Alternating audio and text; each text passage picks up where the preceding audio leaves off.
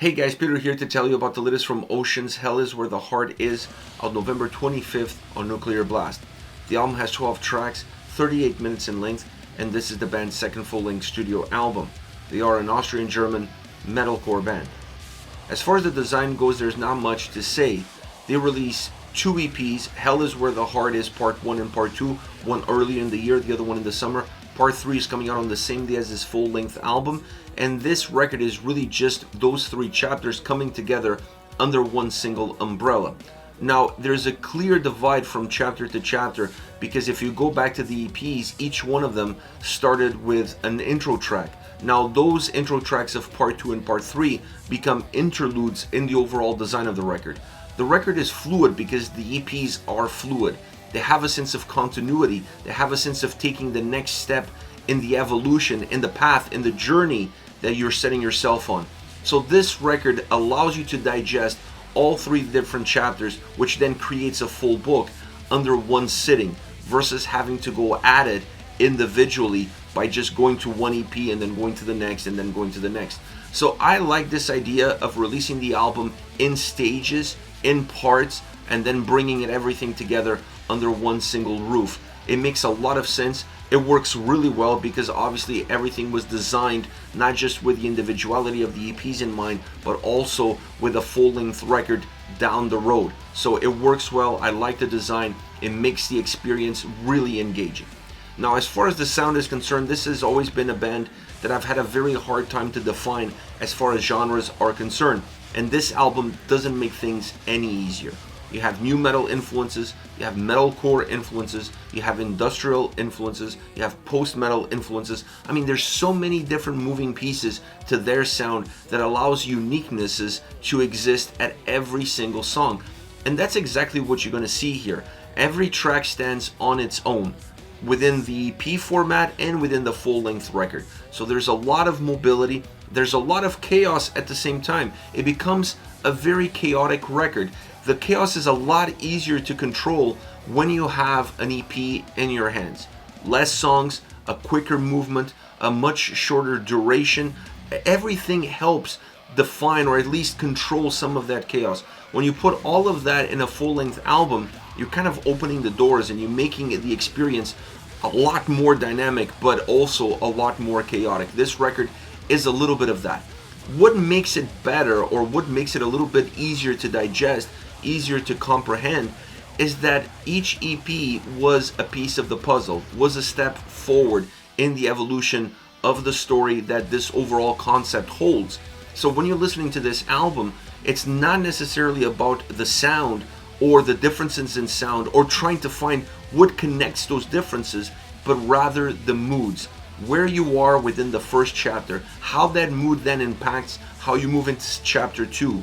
The impact of chapter 2 changes ever so slightly your perception and the mood that you carried forward from chapter 1. You move into chapter 3 and the same thing happens, but chapter 3 offers you a little bit more of closure. There's a sense of finality to it.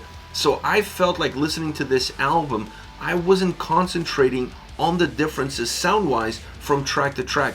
They existed, but they felt very natural. They felt very organic. It felt like the natural steps in the road that I was traveling on. What connected these songs was the idea behind them, the mood, the atmosphere, how you perceive them, how you feel towards them. That is the sense of connection. That is the red line that this record offers. And if you look deep enough and if you interact with this album in the right way, you can find it, you can discover it amongst all the chaos that exists.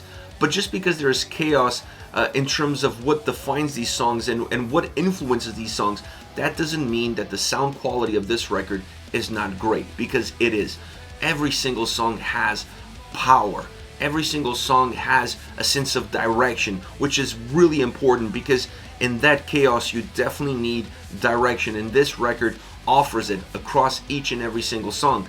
And when you look at all the elements that make the sound, for example the keyboards, the synths, I really enjoy that aspect of it, because sometimes it's very hard to detect the mood of the song without something there to kind of create a little bit more texture, to create a little bit more substance, to make that atmosphere come to life in front of you. And I felt like Sung In and Sung Out on this album, the synths, the electronic elements helped define that atmosphere better. It made it feel a little bit more defined in its parameters and what it was trying to create, and definitely how it was trying to impact the listener. The other element of this album that I really enjoyed was the drums. There's a lot of moving pieces. We already touched on that. There's a lot of different genres influencing where this record is going.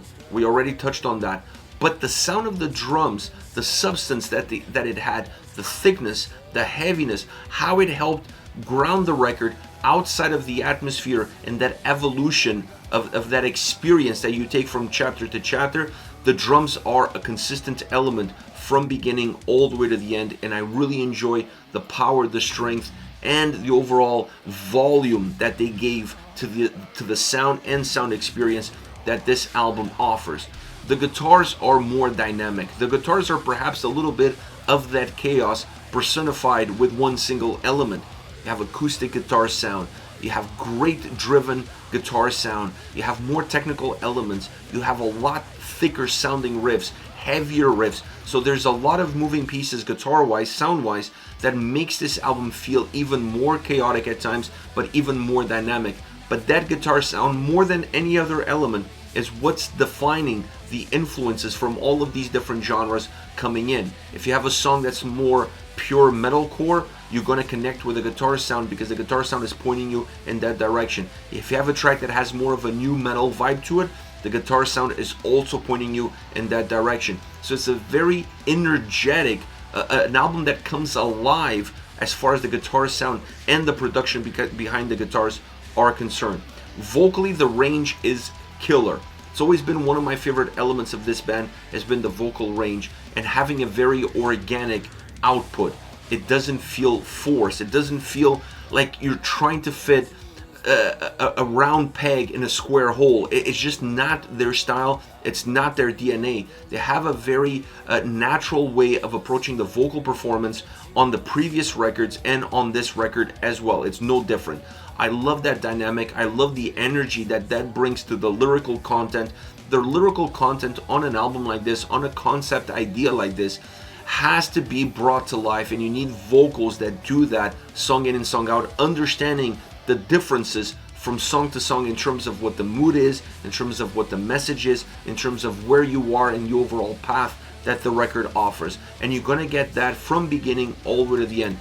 It doesn't matter if we talk about harsh vocals, clean vocals, screaming vocals. There's a little bit of everything on this record, but that life, that energy, that range is very important for this album to work in the way that it does, as it was very important for the EPs to work in the way that they did.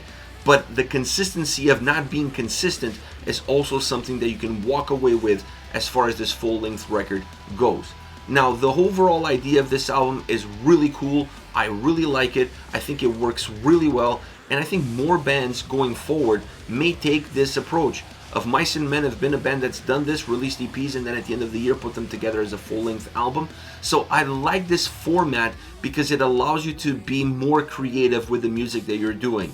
It allows you to be creative on a smaller scale, but always with a big picture in mind, and then bringing everything together under one single umbrella. You just have to have a sense of purpose and a sense of direction, not just a concept. You need to have those two elements, because if you lose the idea of where you're going and how you're going to get there, then that chaos that exists on the EPs that gets transported to the full-length album takes over everything, and then it becomes very hard to see the forest from the trees and really understand the vision of the artist. But on Hell Is Where the Heart Is, they deliver a concise record that if you miss the EPs, you're honestly not really going to notice that they were even there to begin with. This album blends really well, blends all songs really well in the overall journey that it sets for the listener. As far as favorite songs are concerned, I picked one from each EP, starting off from part 1 with Skin. The somberness of this song is always what stood out to me as far as this specific release was concerned when the first EP came out earlier in the year. It's a very dark, it's a very somber song, and overall there's a lot of darkness in that first half, in that first third, I should say, of this album. It's just the nature of the beast, how that first EP came across, had a little bit of darkness in it. This song perhaps is the darkest of them all. It has great vocal layers. The vocal layers add to that somber, to that darkness that the song holds. It has heaviness, it has aggression, and when that heaviness and aggression takes hold of the song, you feel like it's starting to lose its grip, like it's falling apart, it's starting to break at the seams. It's almost like there's an outburst getting ready to happen. And I enjoy that aspect of the track because there's moments within the song where things are a little bit calmer, where things feel a little bit more methodic and melancholic, and then you have these explosions of nature that allow you to feel the energy coming from the inside into the outside. You have to look at this track as a sea of deceit, if you will, and then in that sea of deceit there are moments of clarity. There are moments where you cannot hold that deceit down anymore. You cannot not be who you are. So this track has that Jekyll and Hyde perspective, that at one moment you're trying to be who you are, but in a calmer manner, and then the next moment you're losing that ability to keep it all under control and everything is just coming into the forefront. Because of that, the song is super dynamic and super engaging all around. Next you have Living Equals Dying. This is one of the heaviest tracks in the whole record. Now when you look at the first EP and when you look at the second EP, I would say that this is the heaviest song of them both. But once you introduce part 3 has, in my humble opinion, a heavier song, a more consistently heavier song, but this is still one of the heavier tracks, musically and vocally. The clean vocals add a little bit of melody, they change a little bit of perspective, but what they also do is they make all the heaviness around it feel even harder, feel even heavier, even more aggressive. This is a song that has a lot of thickness to it. The sound feels thick and the vocals match that same thickness, not with layers, just with pure performance, just with pure grit. Now the melodic, melancholic moments and those clean vocals really help shape this song and help shape that sense of heaviness that you're gonna walk away with. Doesn't give you consistent heaviness from beginning to end, but that doesn't mean it's not a heavy song. And like I said, the softer parts of the track set up the heavier parts, making them feel a lot heavier than what they are. Last but not least, well, technically last, because this is the last song on the album and it's the last song on the third part, on the third EP, Hell Is Where the Heart Is, the title track. This is the heaviest song of them all, and it's consistently heavy from start to finish, both musically and vocally. This allows you to feel like the record had a sense of finality, because this album is all about ebbs and flows, it's all about peaks and valleys. The peaks and valleys from song to song and peaks and valleys within songs themselves. But when you get to this last track, there's no more holding back. Everything that you experienced up until this point now becomes part of your exterior image. There's no more masks, there's no more hiding behind the curtains. This track is letting it all out.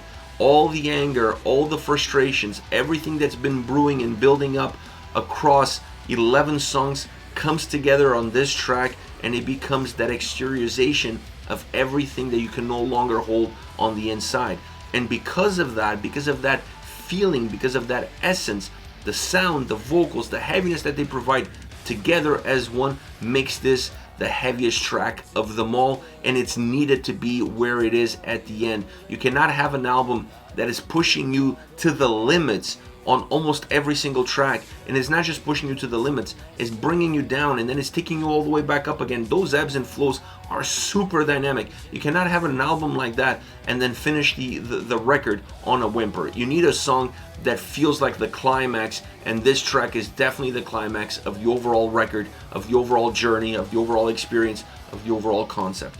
Great job on this song, great job putting it all together by Oceans. Once again, Hell Is Where the Heart Is, out November 25th on Nuclear Blast. Let me know your thoughts on the band, on this concept, 3 EPs. What were your favorite songs? Hit me up in the comment section, and I'll see you guys at the next video.